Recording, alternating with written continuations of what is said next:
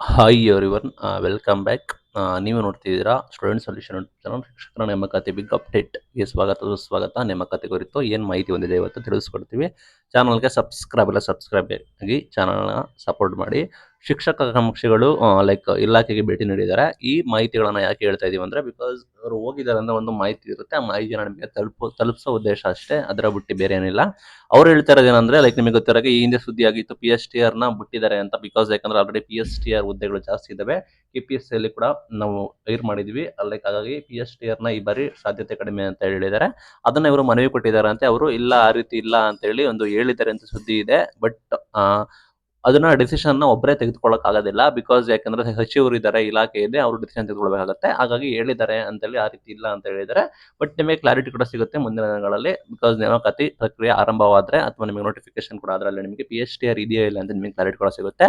Plus ಇದೊಂದು big update ಏನಂದ್ರೆ, HSTR ಏನು ಬದಲಾವಣೆ ಕೂಡ ಇಲ್ಲ. ಹೊಸ ಸಿ ಅಂಡರ್ ರೂಲ್ಸ್ ಡೌಟ್ ಅಂತ ಹೇಳಿ ಹೇಳ್ತಾ ಇದಾರಂತೆ. ಬಿಕಾಸ್ ಯಾಕೆಂದ್ರೆ ಹಳೇದು ಅದ್ರ ಮೇಲೆ ನಾವು ನೇಮಕಾತಿ ಕೂಡ ಮಾಡ್ತೀವಿ ಅಂತ. ಬಟ್ ಹಳೇದು ಯಾವುದು ಇಲ್ಲ. ಹಳೇದು ಅಂದ್ರೆ ಸದ್ಯಕ್ಕೆ 2021 ವೈರಲ್ ಕೂಡ ಆಗ್ತಿದೆ. ಅದರಲ್ಲಿ ನಿಮಗೆ PG ಕಡ್ಡಾಯದ ಕುರಿತು ಮಾಹಿತಿ ಕೂಡ ಇದೆ.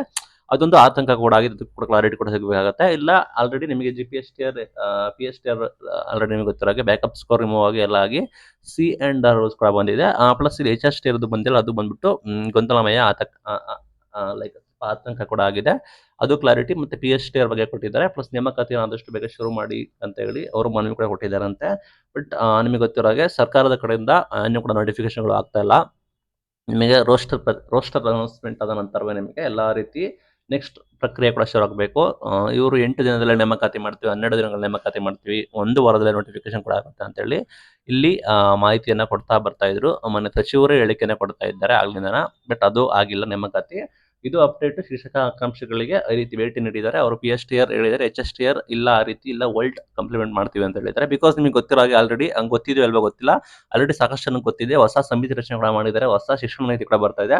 ಆ ಹೊಸ ಶಿಕ್ಷಣ ನೀತಿ ಪ್ರಕಾರ ನಿಮಗೆ ಗೊತ್ತಿರೋ ಹಾಗೆ 9th 10th 11th 12th ಬಂದ್ಬಿಟ್ಟು ಹೈಸ್ಕೂಲ್ ಅಂತ ಆಗುತ್ತೆ.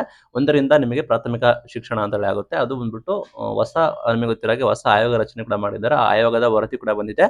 ಅದರ ಆಧಾರದಲ್ಲಿ ನ್ಯಾಷನಲ್ ಎಜುಕೇಶನ್ ಪಾಲಿಸಿ ಕೇಂದ್ರ ಸರ್ಕಾರ ಇಂಪ್ಲಿಮೆಂಟ್ ಕೂಡ ಮಾಡಿದ್ರೆ, ರಾಜ್ಯ ಸರ್ಕಾರ ಸ್ಟೇಟ್ ಎಜುಕೇಶನ್ ಪಾಲಿಸಿ ಇಂಪ್ಲಿಮೆಂಟ್ ಕೂಡ ಮಾಡ್ತಾ ಇದ್ದಾರೆ. ಆ ಸ್ಟೇಟ್ ಎಜುಕೇಶನ್ ಪಾಲಿಸಿ ಭಾಗವಾಗಿ ಹೊಸ ನಿಮಗೆ ಶಿಕ್ಷಣ ನೀತಿ ಕೂಡ ಬರ್ತಾ ಇದೆ.